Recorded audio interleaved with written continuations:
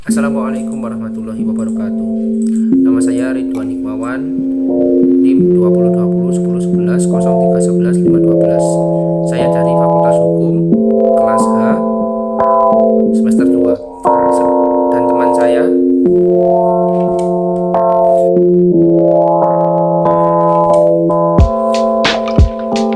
sekarang saya akan menjelaskan kriminologi tentang teori-teori kriminologi menurut mazhab lingkungan sosio-kultural atau sosio-kriminal.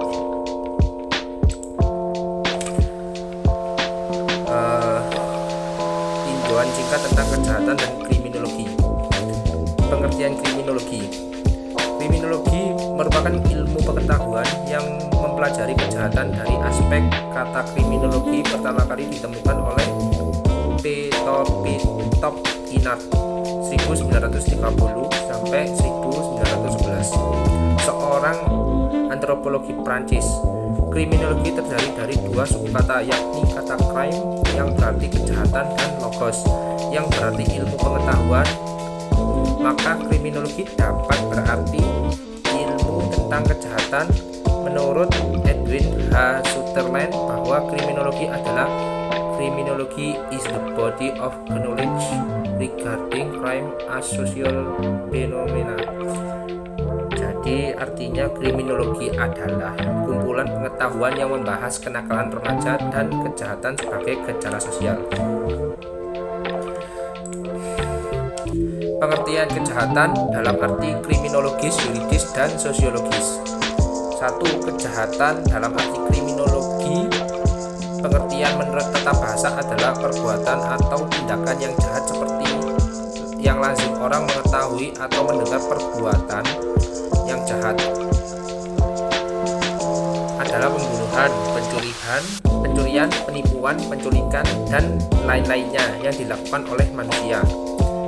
Sedangkan dalam KUHP tidak disebutkan secara jelas, tetapi kejahatan itu diatur dalam pasal 104 sampai pasal 488 KUHP. 2. Kejahatan dalam arti yuridis. Pandangan secara yuridis, kejahatan adalah suatu tindakan atau perbuatan yang dilarang dan dapat dijatuhi hukuman atas perbuatan atau tindakan itu oleh undang-undang. Pandang itu lahir dari suatu teori yang menyatakan bahwa setiap anggota masyarakat adalah makhluk yang mempunyai kehendak bebas. 3. Kejahatan dalam arti sosiologis. Menurut Topo Santoso bahwa secara sosiologis kejahatan merupakan suatu perilaku manusia yang diciptakan oleh masyarakat. Walaupun masyarakat memiliki berbagai macam-macam perilaku yang berbeda, akan tetapi ada di dalamnya bagian-bagian tertentu yang memiliki pola yang sama. 2. Tinjauan singkat mengenai mazhab positif Italian dan mazhab lingkungan dalam memandang persoalan kejahatan. Mazhab Itali. Mazhab ini mengadakan penelitian terhadap kejahatan dari sudut pandang antropologis yang pada akhirnya melahirkan ilmu pengetahuan. Antropologi kriminal pelopor dari mazhab ini, Franz dan Spurzheim, merupakan lahiriah watak, komen muka, tulisan tangan, dan cara berjalan seorang penjahat. Salah satu penganut aliran ini adalah P. Proctor. Dia melakukan penyelidikan pada tengkorak para penjahat yang menyimpulkan bahwa ternyata ada kelainan-kelainan dalam tengkorak-tengkorak para penjahat tersebut, yaitu mempunyai sifat patologis penyakit. Selanjutnya adalah A.B. Moral dengan teorinya degenerasi dan tentang kemerosotan sifat. Menurutnya bahwa manusia-manusia yang karena pengaruh kondisi lingkungannya tidak baik selama beberapa generasi, maka akan mempunyai keturunan yang sifatnya merosot. Oleh karena kemerosotan itu, maka berakibat orang berbuat jahat sekalipun orang itu agamanya kuat. Ada juga Sheldon and Eleanor yang melakukan studi komparatif antara pria delinquen dengan non-delinquen. Hasil penelitiannya menyatakan bahwa pria delinquen dapat memiliki wajah yang lebih sempit, dada yang lebih besar, pinggang yang lebih besar dengan lengan bawah dan lengan atas lebih besar. Dibandingkan dengan non-delinquent, penelitian juga mendapati bahwa 60% delinquent didominasi oleh yang mesomorphi. Selain itu, M. Sheldon juga menyatakan bahwa ada korelasi yang tinggi antara fisik, temperamen seseorang. Sheldon memformulasikan somatotipes menjadi 3 kelompok, yaitu the endomorph, B, the mesomorph, berotot dan bertubuh atletis, the ectomorph, tinggi, kurus, fisik yang rapuh. Menurut Sheldon, orang yang mendominasi sifat bawaan mesomorph cenderung lebih dari orang lainnya untuk terlibat dalam perilaku ilegal. Dengan mengandalkan para pengujian fisik dan psikologi, Sheldon menghasilkan suatu indeks to delinquents yang dapat digunakan untuk memberi profil dari tiap problem pria secara mudah dan cepat. Tokoh yang terkenal dalam aliran ini adalah Cesare Lombroso, seorang dokter rumah penjara di Italia dan guru besar dalam bidang ilmu kedokteran, kehakiman, dan penyakit jiwa. Keahlian spesifiknya adalah dalam bidang analisis fisik seseorang. Karena keahliannya inilah terdapat pengikut di berbagai negara, semisal Enrico Ferri di Roma, F. Brooks Ellis di Inggris, C. Winkler di Netherlands, dan Habula Jerman. Dari Cesare Lombroso 1835 sampai 1900, lahir dari ide yang diilhami oleh teori Darwin tentang evolusi manusia. Di sini Lombroso membantah tentang sifat free will yang dimiliki manusia. Doktrin atavisme membuktikan bahwa adanya sifat hewani yang diberikan oleh nenek moyang manusia. Gen dapat muncul sewaktu dari hubungannya yang memunculkan sifat jahat pada manusia modern. Lombroso melakukan positivisme devolusi dari Darwin serta pionir-pionir lain dalam studi tentang hubungan kejahatan dan manusia.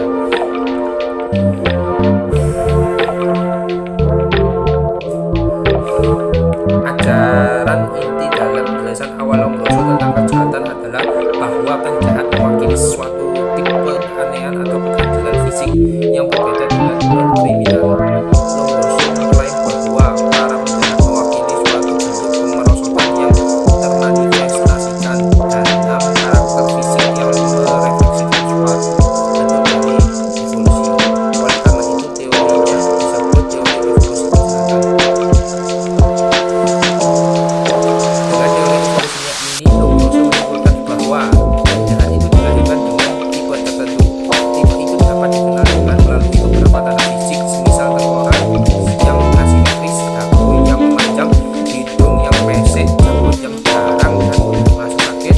Tipe kriminal akan nampak jika seseorang mempunyai lebih dari 5 buah tanda fisik, bahkan bisa juga dengan memiliki 3 tanda fisik saja. Tanda-tanda fisik itu tidak dengan sendirinya menjadi penyebab kejahatan. Akan tetapi, tanda-tanda fisik ini dapat dipergunakan untuk mengenal pribadi-pribadi yang cenderung melakukan kejahatan, karena pribadi yang bersangkutan mengalami kemunduran ke alam liar. Oleh karena alam pribadi yang demikian, mereka tidak mampu untuk menghindari kejahatan, kecuali bila mana keadaan lingkungan tidak memberi kesempatan untuk berbuat jahat. Beberapa pengikut Lombroso berpendapat bahwa ada beberapa jenis penjahat, misalnya pencuri, pembunuh, atau melanggar seks, dapat dibedakan antara yang satu dengan lainnya, yaitu dengan meneliti tanda-tanda fisik mereka. Dari 3 pernyataan tersebut dapat disimpulkan menurut Lombroso bahwa bakat jahat sudah ada sejak manusia itu dilahirkan karena mempunyai tanda-tanda fisik jahat.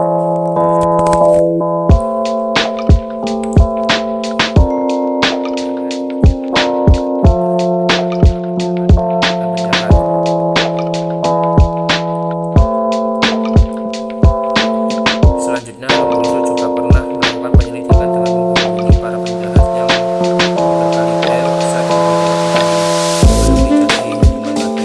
Hasil penyelidikannya menyimpulkan bahwa para penjahat tersebut mempunyai sifat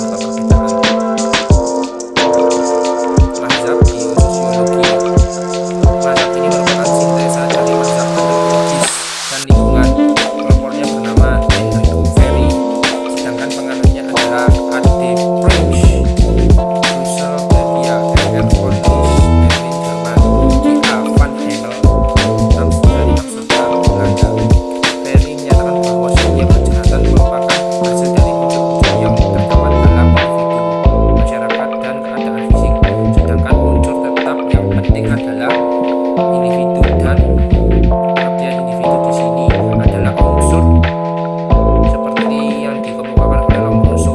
Oleh karena itu dia menulis rumusannya dengan setiap kejahatan dengan keadaan sekelilingnya. Lebih detailnya, menurut pandangan mazhab biososiologi, faktor individu yang dapat mendorong seseorang adalah sifat individu yang melakukan kejahatan yang di bawah sejak lahir, yang meliputi keadaan badaniah, jenis kelamin, tingkat kecerdasan IQ, temperamen, dan kesehatan mental. Sedangkan faktor lingkungan yang mendorong seseorang melakukan kejahatan meliputi keadaan lingkungan fisik seperti kondisi geografis dan klimatologis, serta keadaan sosial, ekonomi masyarakat, tingkat peradaban masyarakat, keadaan politik suatu negara, dan lain-lain. Teori ini dikritik oleh Bonger yang menyatakan bahwa setiap kejahatan adalah lingkungan ditambah individu dan ditambah lingkungan, sehingga unsur lingkungan senantiasa dominan dalam setiap kejahatan. Menurutnya, unsur individu pada waktu perbuatan itu dilakukan terdiri dari dua unsur khusus, yaitu A. Keadaannya mempengaruhi individu dari sejak lahir, sehingga pada saat melakukan kejahatan B. Akan dilakukan pada. Assalamualaikum warahmatullahi wabarakatuh. Saya akan melanjutkan dari presentasi Ridwan Rumawan. Oke. Slide ke-11 yaitu macam-macam teori kriminologi menurut mazhab lingkungan atau sosiokultural atau sosiokriminal. Dalam kriminologi juga dikenal sejumlah teori yang dapat digunakan untuk menganalisis permasalahan-permasalahan yang berkaitan dengan kejahatan atau penyebab kejahatan. Dalam teori-teori tersebut adalah teori asosiasi diferensial, teori anomi, teori subkultur, teori label, teori konflik, teori kontrol, dan sebagainya. Sekian di antara penjelasan dari teori tersebut adalah: 1. Teori desirential. Teori ini dikemukakan oleh Sutherland, seorang ahli sosiologi Amerika, dalam bukunya Principles of Criminology. Asumsinya dalam teori ini banyak dipengaruhi oleh William Thomas and George Smith yang beraliran simbolik internasionalis, juga aliran ekologi dari Clifford, Shaw, dan Henry, dan Mickey, serta kultur konflik dari The Torristani Selin. Terdapat dua versi asosiasi diferensial. Versi pertama terdapat dalam buku Principles of Criminology edisi ketiga. Dalam karya tersebut, perhatian Sutherland tertuju pada konflik budaya, cultural conflict, atau cultural conflict, keberantakan sosial atau social disorganization, serta differential association. Itulah sebabnya dia menurunkan 3 pokok soal sebagai intisari teorinya. Teori anomi. Teori anomi pertama kali dikarenakan oleh Emil Durkheim yang menunjuk pada absence of social regulation, normlessness. Kemudian dalam buku The Deficiency of Labor on Society tahun 1893, Durkheim mempergunakan istilah anomi untuk mendeskripsikan keadaan atau deregulation di dalam masyarakat, yang diartikan sebagai tidak ditaatinya aturan-aturan yang terdapat pada masyarakat sehingga orang tidak tahu apa yang diharapkan dari orang lain, dan keadaan ini menyebabkan deviasi. Teori ini tidak lepas dari konsepsi Durkheim tentang manusia yang menurutnya ditandai oleh 3 hal, yaitu manusia merupakan makhluk sosial atau man is social animal, eksistensinya sebagai makhluk sosial atau human being is social animal. Manusia cenderung hidup dalam masyarakat dan keberadaan sangat tergantung pada masyarakat tersebut sebagai koloni atau tending to life in colonies, and hence their survival dependent human moral connections.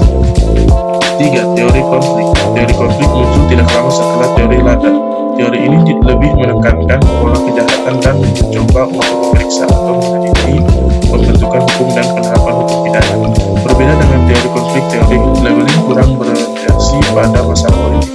Paling sedikit ada 4 asumsi dasar teori konflik yang umum diakui, yaitu satu, konflik merupakan hal yang bersifat alamiah dalam masyarakat. Yang kedua, masyarakat cenderung memahami perubahan.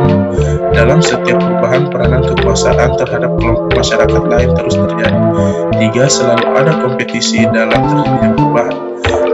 Empat, dalam kompetisi itu, penggunaan kekuasaan hukum dan penegakan hukum selalu menjadi alat dan mempunyai peranan penting dalam masyarakat.